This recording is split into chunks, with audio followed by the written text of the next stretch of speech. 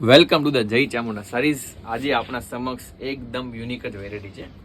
આ તમે જોઈ શકો છો, પ્યોર એવા રિયલ કલમકારીના પાલવ સાથે લખનવીની પેનલ અને ઓલ ઓવર પાટણના પટોળાની જાલમાં એકદમ નવી જ વેરાયટી છે।